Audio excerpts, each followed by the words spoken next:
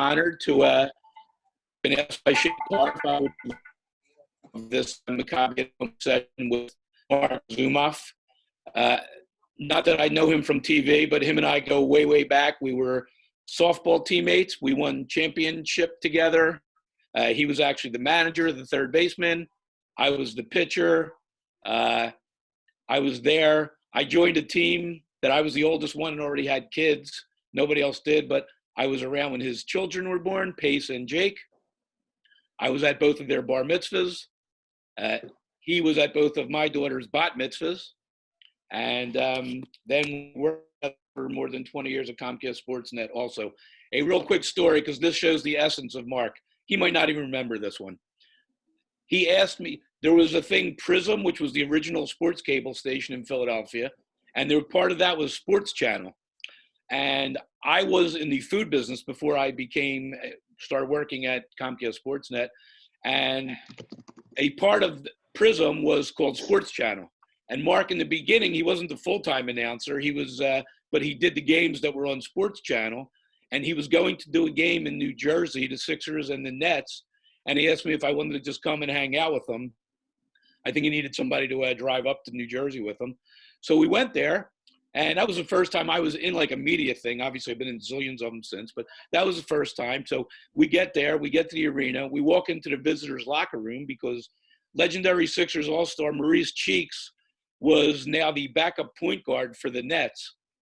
And so we walk into the Nets locker room, and Cheeks is sitting there in his locker, gives Zoo a big hello, and Zoo says, "Oh, I need a halftime guest." So Cheeks looks at him, he goes, "All right, well, what kind of gifts you got for me?"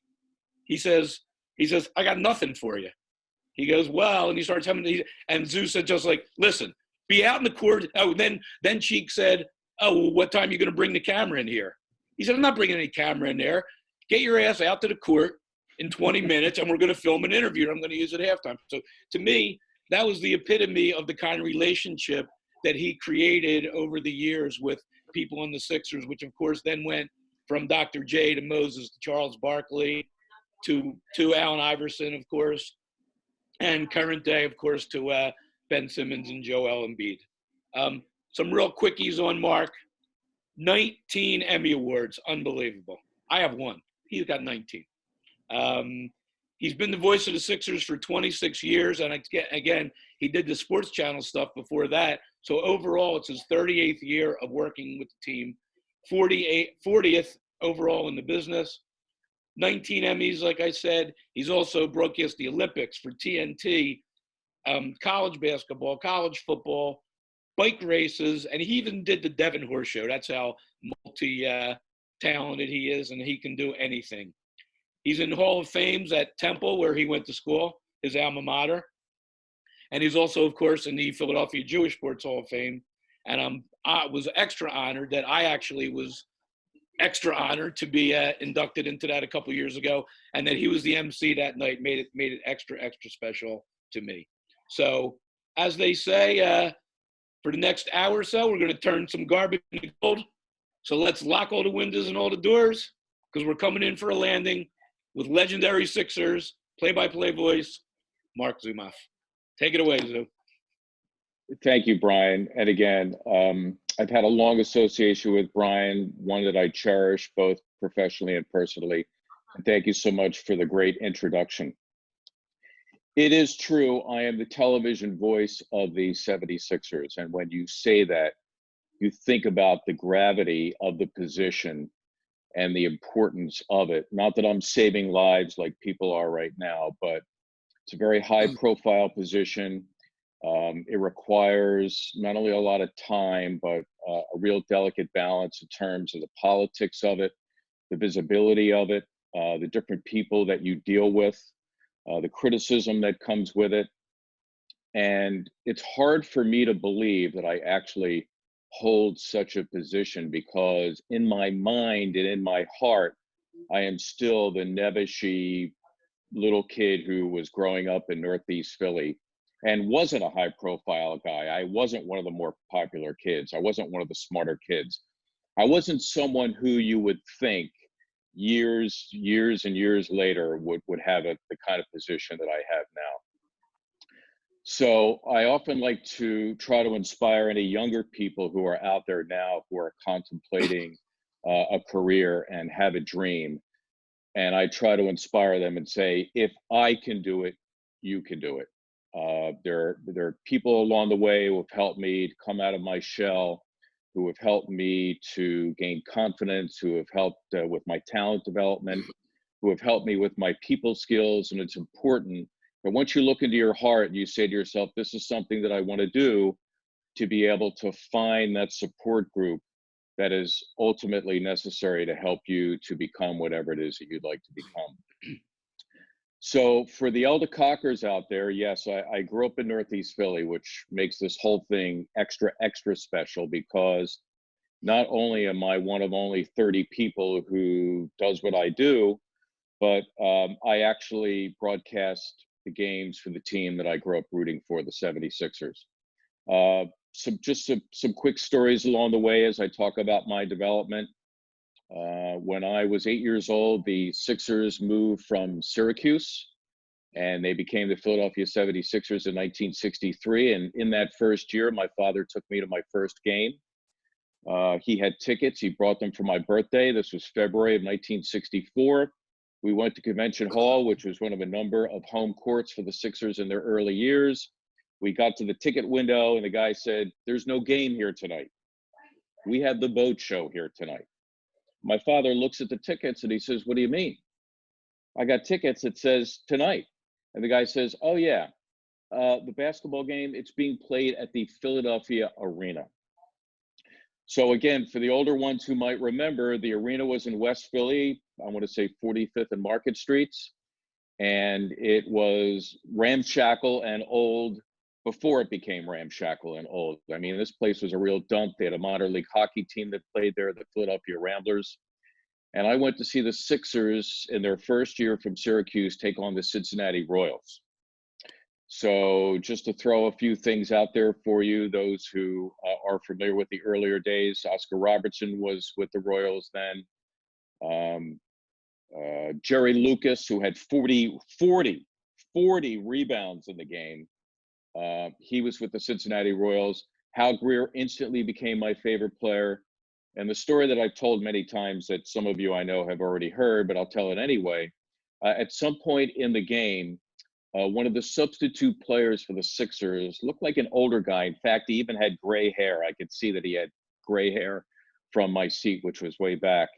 And ironically, I remember the fans who were in attendance were booing him because he just wasn't performing, in a manner that would resemble the other players on the floor because he was a lot older. So I came to see later on when I became a student of basketball and a student of the game that this older player who was in the game was the greatest Jewish basketball player ever in Dolph Schayes, who happened to be the player coach of the Sixers in their first year when they arrived from Syracuse. But I just remember all the things that I captured from that game, whether it was the bright color of the court or the satin uniforms, or the sound of the basketball hitting the hardwood or the squeaking of the sneaks. All of these things filled my senses and I became enamored with the game, and professional basketball in particular became my first love. So I started to follow the 76ers. I followed the minor league hockey team. I became a big fan of the Phillies the following year. And I remember growing up in Northeast Philly, being on the living room floor. And I was on the living room floor because God forbid you should sit on the sofa in the living room. We weren't allowed to do that. So I was on the living room floor and I listened to just about every game that year from the 1964 Phillies, a team that we know blew a lead late in the season and did not make it to the World Series. But I remember being on the floor of the living room. My parents had a stereo. Everything was contained in a nice furniture cabinet, the speakers, the turntable, the tuner. And I first began to really be fascinated with Bill Campbell and how exciting he was, how dramatic he was. Just the tone of his voice, his excitement, his passion drew me into the Phillies. And I became, even back then, interested in the aspect of announcing. But ironically, the thing that really got me into it, and again, you younger kids, check this one out. AM radio used to be huge back in the 60s. And the older folks who are out there with me in their 60s and 70s will no doubt nod affirmatively that there were two top 40 stations in Philadelphia, WFIL and WIBG. They played rock music. They played a lot of the same songs over and over again, hence the format, which was top 40. And the disc jockeys used to be able to talk, and as soon as they stopped talking, it seemed the lyrics of the record would come on. And I became fascinated with this, and I had my own record player at home, and I would take records and I would put them on the turntable, and I would do what's called talking up a song, where you'd give the weather, or you'd give an announcement or something like that, and you'd be able to time it so that as soon as you stopped talking, the lyrics of the song came in.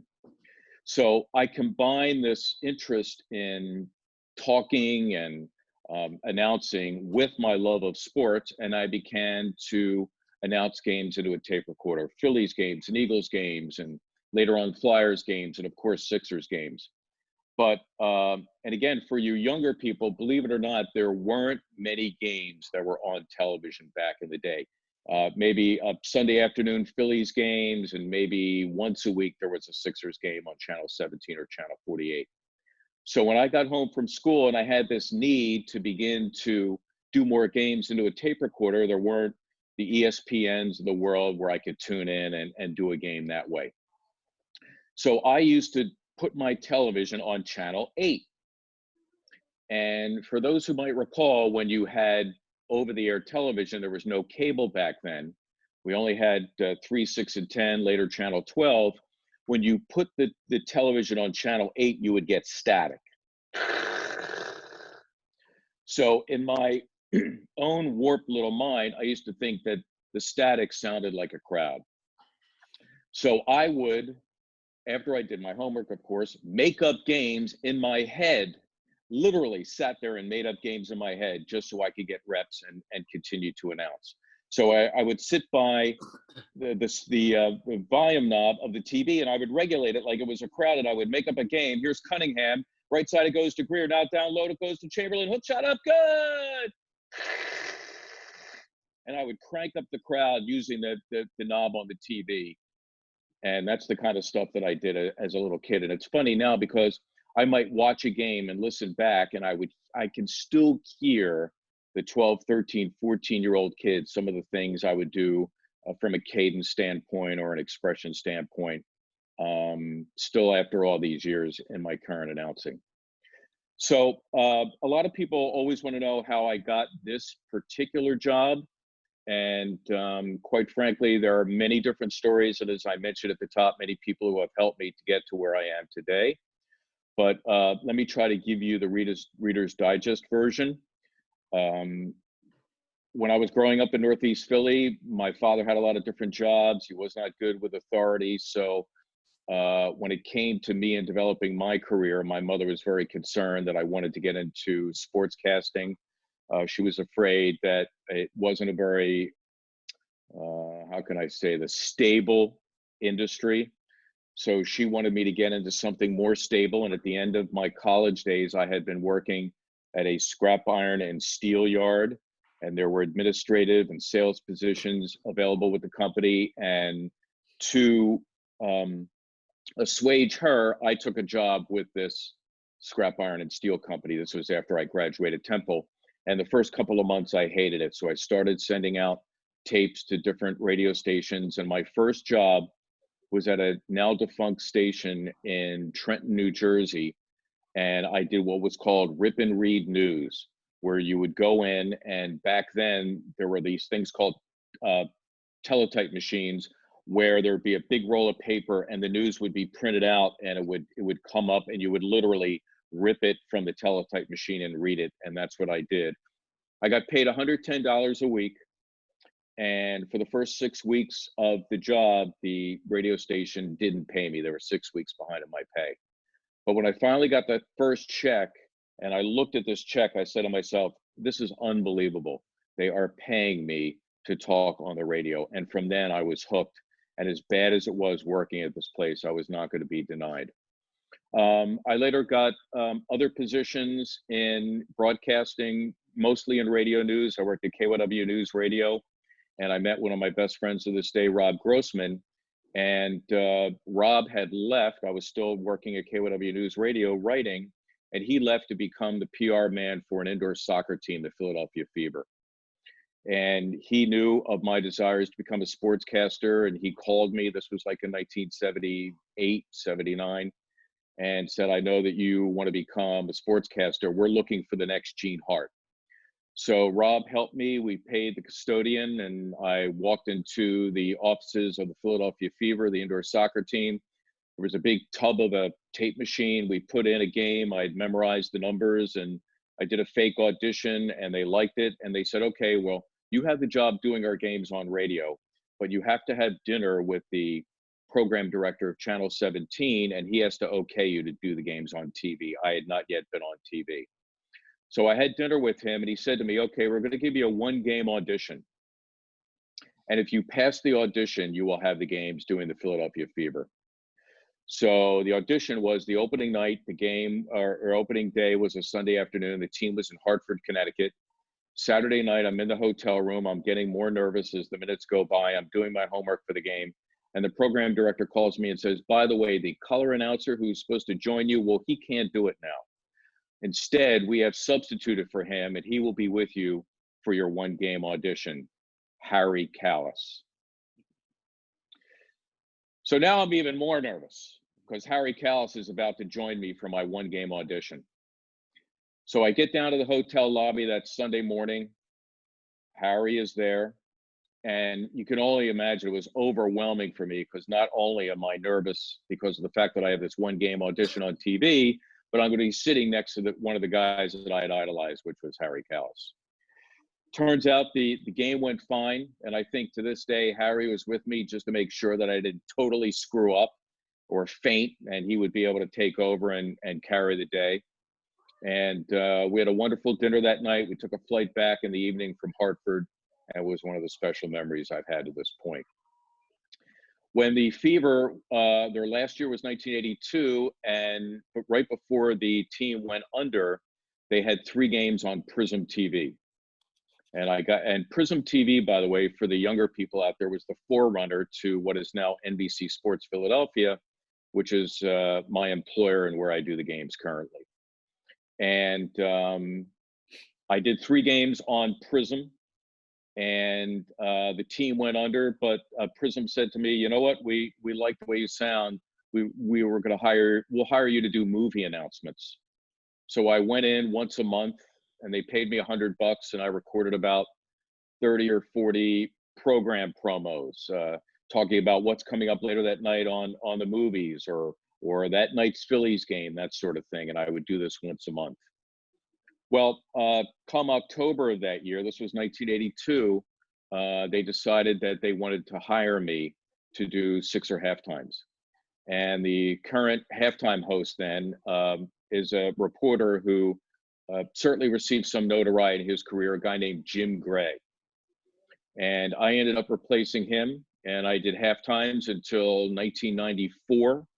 And then in 1994, a couple of years after Jim Barniak had passed away, he was a columnist for a long time for the Philadelphia Evening Bulletin, ended up working for Prism, ended up becoming the voice of the Sixers. He had passed away in 92, and I ended up taking the gig full-time in 94. And as Brian had mentioned, this is my 26th year.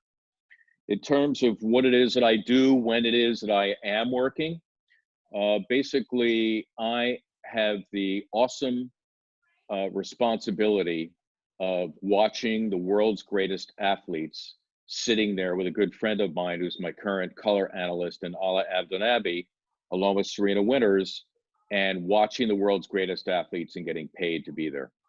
It's a phenomenal opportunity, and quite frankly, I can't believe the little Nebuchadnezzar kid from Northeast Philly is having the opportunity to do that. It's been like a dream. It's been an unbelievable experience for me. There is a certain amount of prep work and coordination. I don't know, Brian, am I going too long? No, go ahead. Finish. All right, I'll finish it up here.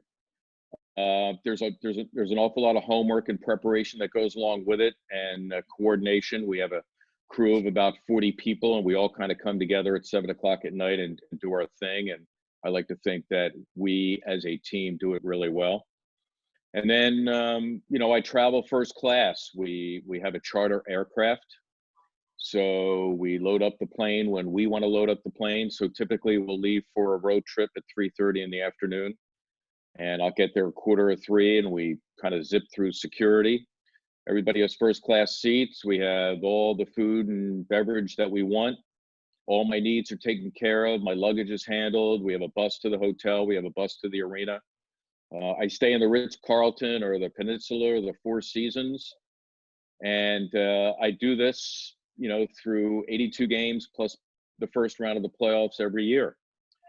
And the absolute best part of this, which, I tell people quite often, is May, June, July, August, September. I'm sitting in my flip-flops and my shorts watching reruns of Curb Your Enthusiasm. And every once in a while, I unglue myself from the sofa and I walk out to my mailbox, and every 2 weeks, there's still a paycheck there for me. So that is really the Cliff's Notes version. There are a lot of stories. There's a lot of crazy stuff. There's the thrill every night of talking on live TV, which I think is an amazing experience because you only have a chance to get it right once. And suffice it to say, there are many times when I don't get it right and I make mistakes, or I do something that's embarrassing or silly or something that you like to take back, but you can't, so you have to keep going. But again, I'm grateful for the people who got me there, and I'm just thrilled to be able to do something that was my life's ambition and getting paid to do it. It's been a phenomenal experience. Brian? Awesome story, Mark. Great hearing all your background. Mark's story about him putting the television on Channel 8 and broadcasting. I've heard that story 100 times, and I get chills every single time still that he did turn that into, an incredible career. By the way, everyone who's out there, if you want to ask Mark a question, and if you've done Zoom before, you see you have a chat box on the bottom, type in the chat, and then I will call on you. Type what your question is, and then I'll call on you if you want, and you can ask Mark the question directly. And just to reiterate what he was saying, and he mentioned a few names, but it's hard from perspective to think about ourselves and who we are. But when you think of the incredible broadcasters that we've had in our Philadelphia sports scene over our lifetime, from Jim Barniak and Bill Campbell and Harry Callis and Merrill Reese and Gene Hart. And by the way, Zeus said when they wanted him to be, they were looking for the next Gene Hart. Gene was sick a few times. I don't remember how many times exactly, but Mark filled in for him and did Flyers hockey games too. And of course, and then which turned into Jim Jackson. And then Mark certainly stands equal, if not above, every one of those people in this Philadelphia sports scene. So the first question I'll throw out to you, Zoo, is all this time that's on your hands right now that you would be traveling, studying, preparing, broadcasting, what are you doing? Not a lot. I have to tell you, typically my mornings are get up, make coffee, watch the news, answer email. I'm trying to interact with fans as much as possible. NBC Sports Philadelphia has done an unbelievable job just generating programming literally out of nothing, because our meat and potatoes are the events, whether it's Phillies, Flyers, Sixers, or what have you. One thing we've been doing is we've been replaying past games. So last night we had game 4 of the 2018 playoffs when the Sixers took on the Miami Heat. And typically what I'll do is I will watch the game and I will tweet along with fans and engage them. We're also doing something called an NBA 2K simulation, where we take today's players, and I don't know how it's done, but they feed it into a computer. They come out with a result, and then they take that result and they literally translate it into an hour-long simulated game. And here's something really interesting. So we're going to do some work related to that today. And what happens is this: the producers choose the opponents, so the Sixers and somebody. They feed it into the computer. It simulates the game. They watch the game. and then they feed us a script. And what that script says is, I'll come on and say, welcome to our NBA 2K simulation. I'm Marc Zumoff. It'll be the Sixers and the San Antonio Spurs. Should be a great matchup. DeMar DeRozan, who's going to be checking him. We'll have more in just a moment. But first, to my colleague, Ala Abdenabi, who's got more on today's matchup. And then we record things for halftime, and we record things for postgame. And they literally knit or edit all that stuff together into a presentation. So, there's that. We did a podcast, which I think a number of you might find interesting, under the banner Sixers Talk. It's available on our website, NBCSportsPhiladelphia.com. And I was with my broadcasting brethren, Jim Jackson and Tom McCarthy, and we were able to, while we recorded the podcast, to look at each other like we all are looking at each other now. And it was a great 45 minutes of three guys who are lucky to be doing what they're doing, just talking frankly about, the things that we have to do, our insecurities, our embarrassing moments, our formative years. And I think that turned out to be a pretty good podcast, if I might say so myself. That's awesome. I have a question that I don't think I've ever asked you. In Philadelphia, especially back in years, now we have not had that many championships, as we all know, but it was a big thing, especially the first time the Phillies won the World Series, that our broadcast crew was not able to broadcast the actual games. I'm talking about the 80 World Series, that it all goes to national. The NBA, the last couple rounds go to national. How disappointed would you be if and when the Sixers ever do win the championship, but you won't be broadcasting those games? To express any kind of disappointment, I think would be just plain stupid on my part. I hear what you're saying, Brian. It would be great to say, the 76ers have won the NBA championship, to be able to say those words and have them immortalized like Gene Hart. The Flyers win the Stanley Cup. The Flyers win the Stanley Cup. I am so fortunate to be able to do what it is that I do, that for me to complain about any aspect of it would be foolhardy at best. Tom McGinnis does an awesome job as our radio broadcaster. Quite frankly, because I'm on TV and people see my punum, it's a lot more high profile and a lot more notable. You get a lot more adulation and a lot more criticism. And Tom kind of labors on behind the scenes, people only knowing his voice. And he's there for every game. We don't do every game because sometimes we're preempted by the national folks. So for me to complain at all about any aspect, including the fact that you're right, I wouldn't be there for the finals. I choose not to do that. I choose instead to be really thankful and grateful for what it is that I do. And if Tom McGinnis ever gets that moment where he can proclaim the Sixers as NBA champions, well then I'll be elated for him. The fact that he got a chance to do that. Excellent answer. So it looks like we have one of our first great question is from Ken Morton. So Jewel, if you could open Ken's mic, we'll let Ken ask the question directly. Hello, Mark, everyone. Yes. I'll try and make the question quick, but I thought about it a lot and you touched on it. We had 3 championship teams, although one was the Syracuse Nats before they became Sixers.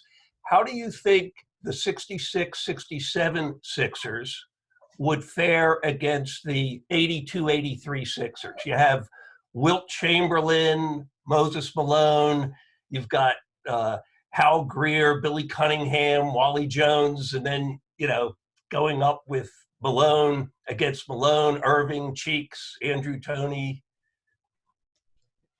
What do you think? It's a great question. And Ken, before I answer first, and Ken, forgive me, but I want to thank you for your tremendous support of Maccabi through the years. You've been a great benefactor of Maccabi and our annual golf tournament, and I want to thank you for that.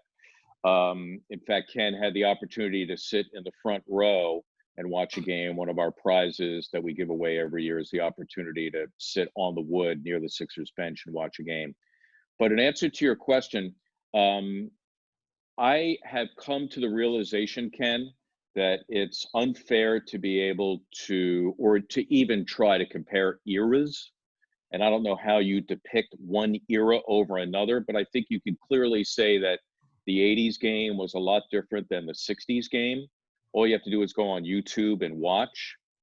I love Will Chamberlain, and I get when Sonny Hill and Billy Cunningham say that he would be just as dominant today as he was then. You know, I would tend to disagree. I just think there were no athletes resembling the likes of LeBron James and Kevin Durant back in the day.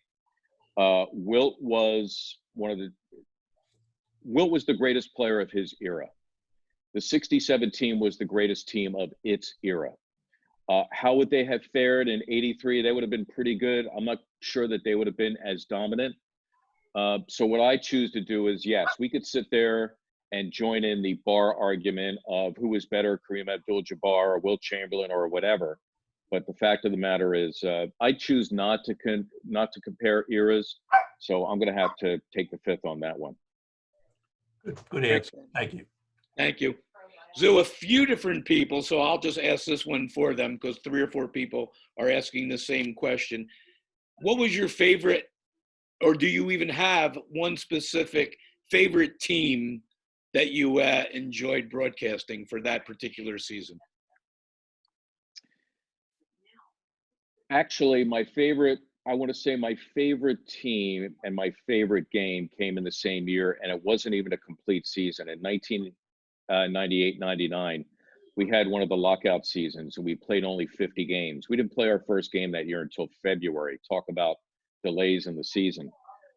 But 2 things. First of all, the Sixers hadn't made the playoffs in 8 years, and there were some dark days during that period of time where they had not made the playoffs. Charles Barkley was traded. You had the John Lucas years. I mean, and believe me, I got plenty of stories and some riotous stuff from those years. But the fact of the matter is the teams weren't good and they didn't make the playoffs. So this was a 50-game sprint. It was almost like a college season. So admittedly, the 82 games the NBA plays now, it's too many games. And there are just some nights where you're sleepwalking. Who are we playing? What city am I in? That sort of thing. Well, when you play 50 games, it's like every single game matters, almost like a regular season for the colleges. And that made it really exciting. And then I remember the Sixers, they made the playoffs for the first time in 8 years. They were a 6 seed, and they played the Orlando Magic. They were a 3 seed. And the Sixers were about to host their first playoff game, not only in 8 years, but the first playoff game in what is now the Wells Fargo Center. And the Sixers, they opened the series in Orlando, and they split the first 2 games. So they actually now had an opportunity in a best of 5 to clinch the series at home. And game 3 was this playoff game. It was May 5th, I want to say, of 1999. And I just remember the place was so juiced that if you've ever gone to an NBA game, there is a countdown clock that counts down to when they have, the opening ceremonies and the starting lineups right before tip-off. Well, the countdown clock had reached about 3 minutes, and everybody in the place stood and started yelling and screaming. And this was before even the starting lineups were introduced. So you knew the place was jacked. And I would almost swear that fans did not sit down the entire game. Allen Iverson, to this day, still has the NBA record. He had 10 steals in that game. There was a point where tempers became flared in front of the Orlando bench. I remember Matt Geiger almost fighting with the late Chuck Daly. This was a wild scene, and the place was in an uproar the entire game. The Sixers ended up winning the game. They won the next game, and they won the series. So there have been many phenomenal opportunities to broadcast games since, many great teams, many great moments, many great games. But that one, for one reason or another, has always stood out for me. Excellent. Great answer. Next question, which is also, I think, an excellent question, is from Adam Rich. So, Joel, if you could open Adam's microphone, he has a question for Zoo. Yeah, hey, Mark, thanks for coming on. Can you talk about your experience broadcasting the process years versus the more recent successful years? Getting back to being grateful for what it is that I do, people were coming up to me as if I'd lost a family member to death. They would say, "Oh, I feel so bad for you. I feel so sorry for you. You have to do these games." In fact, I remember the first year of the process, and I'm a major NBA head, as I just detailed, going back to my formative years. And of course, I cover the NBA professionally, so I know a lot about it and its players. I can go 10 to 12 deep on the Sacramento Kings. And I walked into the training camp gym at St. Joe's the first year of the process, and I didn't recognize half the players. I didn't know Tony Roten from Tony Curtis. So because of that, I'm saying to myself, how am I going to get through this? I don't even know who these guys are. We are clearly designed not to win. But, it's still my job to entertain. It's still my job to inform. It's still my job to carry the banner and keep things alive and interesting for 82 games. So while inside, I'm saying to myself, this team's not going anywhere and this is futile. You have to do what you have to do as a professional. So you end up talking about the opponent a lot. You end up telling more stories. You end up breaking it down, not so much in wins and losses, but hey, Sixers have a new guy, here's his story. Or Sixers have a young player, and look, isn't his three-point shot getting better, that kind of thing. So it's a great question. It requires a lot more work. The irony of our business is you can have a great game technically in the process here is the team can get blown out, and from a broadcasting standpoint, from a technical standpoint, do a great job and not hear from anybody. And then TJ McConnell hits a game winner against the New York Knicks, and all of a sudden people are all over you. Great call, great call. But really, what's the big deal? I mean, that's just a case of having a nice wave and you're riding it. To me, a good broadcaster is one who is able to uphold things while the team is not doing well, or the team is in purposely throwing games as we did, and you had to work a little bit harder, but it was still a great opportunity to get to do something even like that. Just to punctuate Mark's point, as I said, we first became friends when we played softball together. One of our teammates, who was the other manager of our team, was a guy named John Slobodkin. John is now a vice president of NBC Sports. And John, at that time, was the producer of Phillies telecasts for years. And John and I were having lunch in a restaurant one day, and that was when the Phillies were really horrible also. And somebody we knew walked up to us as we were eating, and they said to him, John, he said, are you still the producer of the Phillies telecast? And he said, yeah. And they said, boy, that must be horrible. And he said, the only thing that would be more horrible would be not doing it. So that shows you when we have jobs that we like, and as Zeus said, if it's your passion, and then you can get paid for it, on top of that, you've done better than a lot of people out there. Ryan? Yes. Hi, Bruce Apple, how are you? Great. This is a fabulous presentation. Mark, your stories are just heartwarming. I love how you moved up through the ranks and your stories. I just had one question today. Has there been any word, when we get through this horrific time in our lives, this virus, has there been any word from the NBA what their plans will be? Will they move directly into the playoffs, or will there not be, you feel there will not be any ending to this season? Congratulations for asking the unanswerable question. I can only speculate at this point. I will tell you that when I talk to my friends who work in the league office, there are people who are hard at work, and what they're essentially doing is they're coming up with different scenarios depending on when they think it might be clear to resume some semblance of a season, and then B, under what guidelines. I'm not a public health expert, but you can only imagine what life is going to be like as we try to get back to some semblance of normalcy. Do they play the games without fans? If so, do they play in one location? Do they play in other locations? If you start the season in July or August, or, and try to finish at some point, will you have arenas available? What does that do for the following season? Do you have to start that following season later? If you have to start that season later, keep in mind, now they've rescheduled the Olympics and you want to be able to participate. And if you end up carrying the season to the next June or July, will players be able to participate in the Olympics without getting gassed or injuring themselves or something like that?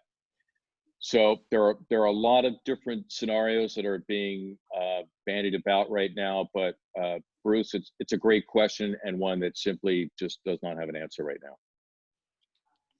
Awesome. Zoo, you're so personable, and you've obviously had great relationships with so many players. From a personal standpoint, forget the basketball standpoint in general. Who's your favorite person to deal with personally, and then give us somebody who, shall we say, wasn't so great to deal with. I think it's incumbent upon me to try to get along with everyone just because of what it is that I do. It is true that personalities differ, so some players will be more willing than others. I will say, generally speaking, the players who are the superstars are a lot less available, which should come as no surprise. So whether it's Joel Embiid or Ben Simmons, they see me at practices, they see me in the bus, they see me in the hotel, they see me on the airplane. So because of that, I'm able to grab a quick word with them while they're coming on the floor to practice or coming off the floor after getting up their shots or, getting dressed at their locker. I'm able to get a little bit more than the average bear. But typically speaking, when they do what we call the mob scene after the game, when the gaggle of reporters come around and they do everybody at once, typically I will have to get my news there. And then there are the guys who don't play as much, whether it's Furkan Korkmaz or Kevin Ollie or players like that who through the years, because they have a lot more time in their hands, because their media commitment isn't nearly as much as, say, an Allen Iverson, you not only become more conversant with them, but you even have the opportunity, like Kevin Ollie or Willie Green. We went golfing once. But typically speaking, just to paint with a broad brush, people say, "Would you go out to dinner with these guys? Are they your friends?" And the answer is no for a lot of different reasons. I have what I like to think is a good professional relationship, but these are young, predominantly African American, well-to-do players who have their own peer groups and their own interests and their own friends. So the things that I'm interested in, typically speaking, don't dovetail with them. I've become friends off the floor with various coaches and people like that. But, again, I try to get along with everybody. I can't remember anyone who I was not able to at least establish some kind of a relationship with. Awesome. Of course, this year, the Philadelphia area, the world in general, lost one of our own in Kobe Bryant. I knew Kobe from when he was in high school, and he played with my Michael Jordan from Abington Friends. They were on the same Sunny Hill team. Whenever the Lakers were in town, I'm pretty sure Kobe didn't know my name, but he certainly knew me. And I was generally our field producer at Comcast Sports in the daytime. So I would interview the visiting athletes when they came in and had shoot around in the morning. Kobe always gave me a big hug, always said hello, always asked me how I was doing, that kind of thing. I'm just curious, as I know we had the Philadelphia connection with you as well, Zoe, just tell us something about your impressions and the sadness of us losing Kobe Bryant. I remember being away when I got the news, and I got a text from a friend who drew my attention to a news website, and it was, I think everyone here who was on this call today has had the same thought. Whether it's John F. Kennedy being assassinated or the man landing on the moon, you remember where you were when you heard the news. Brian, I wouldn't underestimate the fact that Kobe may not have known who you were, because I think he was the kind of guy who went to great lengths to try to know as many people, especially with the Philly connection, as possible, because that was big with him. I think back to the video that I saw of him online holding his baby daughter and running around the room when the Eagles won the Super Bowl, and how elated he was. One of my great Kobe Bryant memories was having never met him while he was in high school. The year he became an NBA player, his rookie season, the Sixers had a game in LA and they were still playing at the old Forum. And I remember going into the locker room to make sure that I said hello to him, because at this point I hadn't formally met him. And of course he knew who I was because I was on TV and we had a nice hug. we started to talk and get to know each other. And I just happened to mention to him, you know what, I just want you to know, I have an uncle who is waiting outside. I'm trying to get him tickets. You wouldn't happen to know anybody who has any extra tickets. And then the next thing I know, he's left the locker room. He's run out of the locker room. And I had no idea where he went. About 3 or 4 minutes later, he came back. Here are your 2 tickets. So this is the kind of person that he was. And I think, you know, it's similar to Julius Erving, his ability to, with all the noise and everything that he has going on and all the plates that he might be spinning personally and professionally, that when he has you in his sights for that 15 seconds or 30 seconds or a minute or 2 minutes, whatever it happens to be, you're the only person in his life. And that was one of my great takeaways from Kobe. Awesome. Jay Dorman, he has an excellent question for you as well, Joel, if you could undo his mic.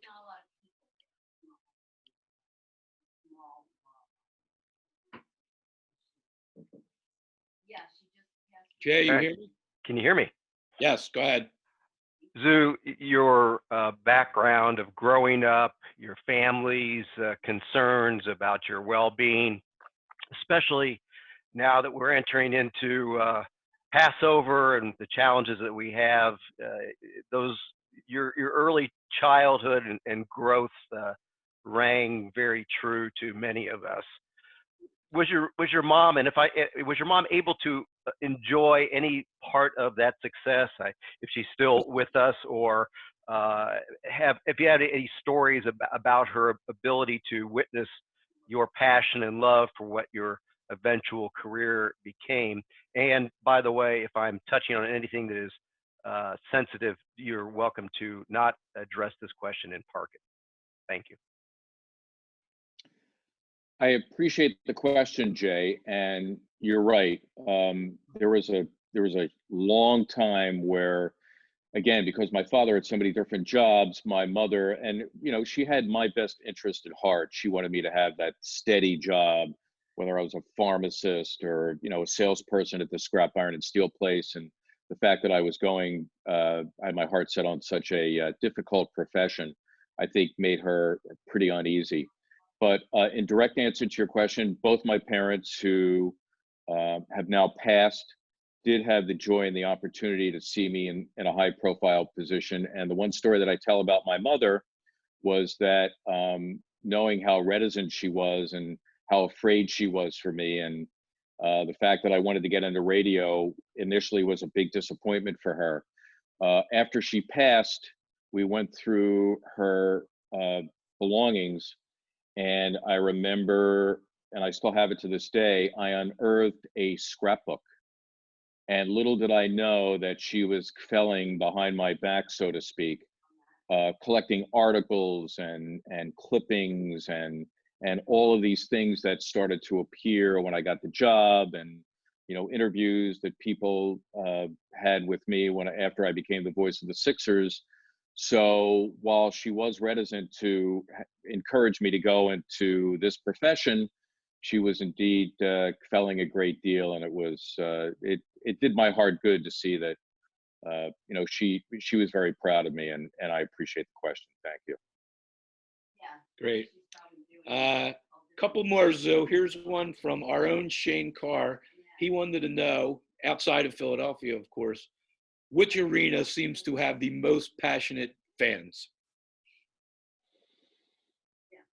I would say, if I could speak generally, that the markets where their teams are one of the few games in town, so to speak, seem to have the more passionate fans.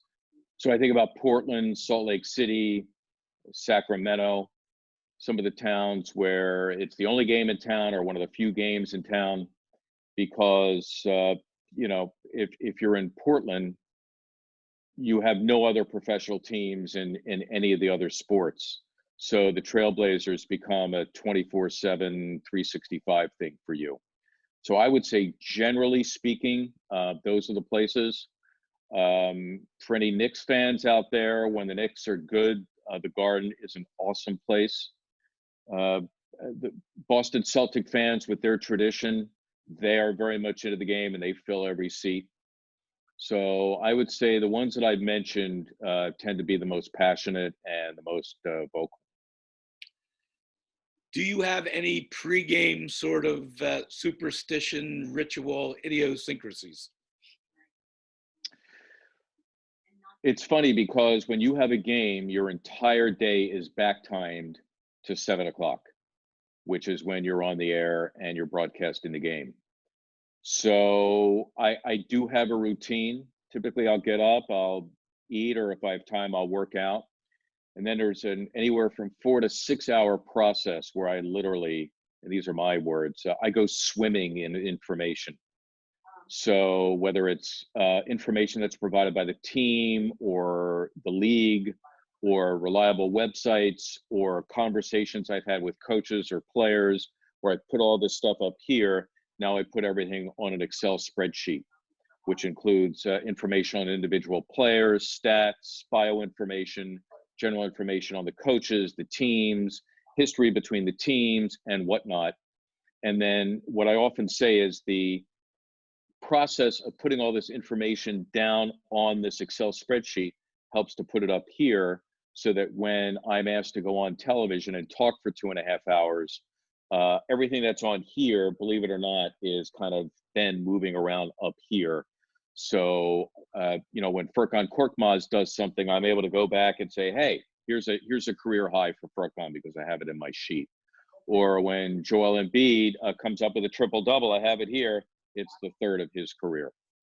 So that your whole day is spent focusing in on the game. And then, when I get to the arena, we have a production meeting where we talk with Ala Abdinabi and Sarita Winters, my performing cohorts, the directors there, our producer, our associate producer, and the 6 of us are a unit, and we outline what we think is going to be talked about that night. And then we go and we perform accordingly.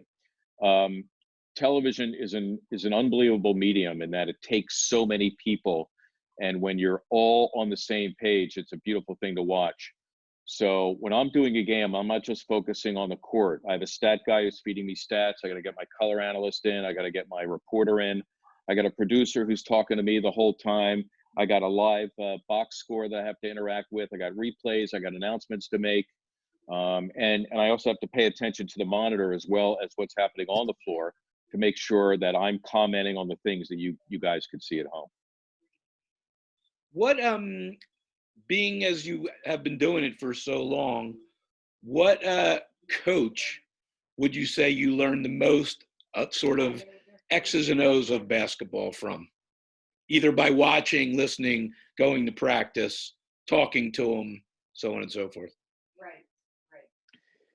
Typically, most of my information is gotten from assistant coaches because they have a lot more time on their hands, and I'm able to formulate a relationship to the point where they'll tell me things that I know shouldn't go on the air, but it's great background for me. But I would say far and away, the smartest coach who gave me the most aha moments that I ever covered had to be Larry Brown. And to me, it was amazing all the different aspects and stories and scenarios that he came up with.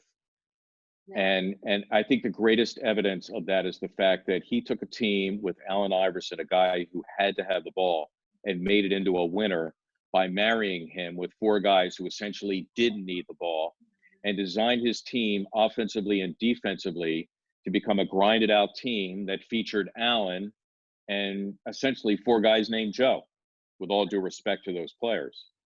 So Larry Brown, to me, far and away, had to be the smartest coach that I ever covered.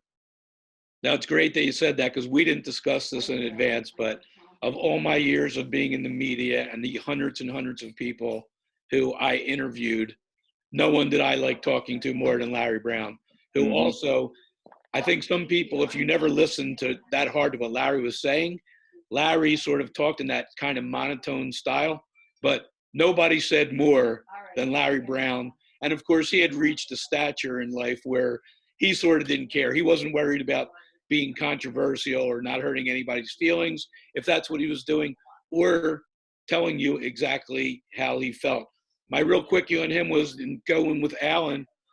Larry said to me once, I was going to write he said, I coached Allen Iverson in 800 games, and I did the same thing. I took him out with 3 minutes to go in the first quarter and 3 minutes to go in the third quarter. And every time he came out, he walked by me and he called me an MF. He said, so he said, so I decided if I do write a book, I'm going to call it. So Larry always said, you play the right way. So he said, instead of calling the book Playing the Right Way, I'm going to call it, I was called an MF by AI 1,600 times.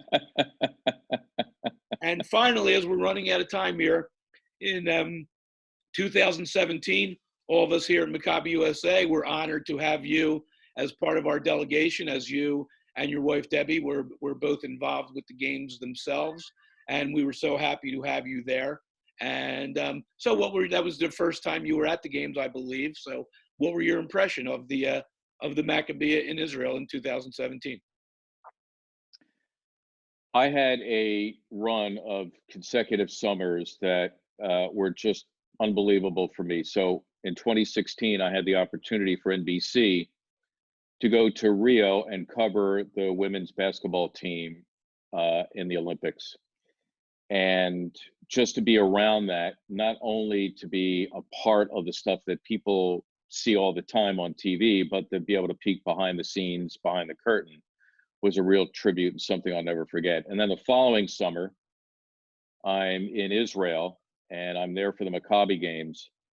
And I have to tell you that the opening ceremony there, in a smaller way with a smaller budget, but pound for pound, was every bit of what I saw in Rio. Number one. Number two, I just remember being in the staging area in the arena next to the stadium, and we were there. It seemed like forever. But when I first got into the arena and I saw that there were Jews from all these different countries, the amount of pride that I had and the great feeling of love and goodwill was something I'd never actually felt before. And then that moment after you're in the arena and you're taking that long walk, you're in this long line, when you finally get into the stadium and people are waving and yelling and screaming at you, was just, my senses were overloaded. And then I just had the opportunity. I'd rented a car and I went to different venues. I had friends who were participating in events. I got to see Jewish athletes against Jewish athletes, and just my Jewish identity was heavily reinforced, and my pride became that much greater. I'm looking forward to participating in Maccabi more deeply as my years go on. I'm hoping at some point, and this is something that is way on the back burner for me right now, but I would like to, and I've talked about this with the Maccabi folks, to get young journalists. So for those of you who are out there, young aspiring journalists and broadcasters, to get you to come over as we do the athletes and be able to cover the games and stream them back here, so that A, you get the opportunity to do something on a bigger stage, and B, people get to see their loved ones, and we get to expand the Maccabi brand that much more. So I'm in Maccabi to stay. I'm here for the rest of my life, and 2017 certainly cemented that. Awesome. And you even got to see me coach a game one day over there, so that was pretty nice too. That is correct, and you won after Israel gave you a tough first half. They were that was our toughest game of that particular gold medal run that you happened to be at. So, well, I told you the hour would fly by. This was tremendous. I hope everybody had a good time. I hope everybody was informed, entertained. It's like a Springsteen concert when you're talking to Zumoff. So thank you, everybody, for joining us. Go to MaccabiUSA.com and see our next Maccabi at Home event, and join in whenever you want. You could go to MarcZumoff.com. He has a website. He is also a broadcasting coach. He's an author. There's nothing the man does not do. There's one thing he didn't do that well, though, and it was something he begged me to teach him for years, and that was be a softball pitcher. But besides that, there's nothing that stops the guy. So thanks again to everyone for joining us. All the best. Happy Passover. Stay well. Stay safe to all your family. Oh, and I want to end on one last thing. At 10 o'clock last night, my daughter Brenda gave me my first grandson and second grandchild at 9 days ahead of when it was supposed to be. So I'm happy to share that with our Maccabi family here. Mazel tov. Thank Mark you. Mazel tov, Shifty. Thank you Thank all. you, So- Mark.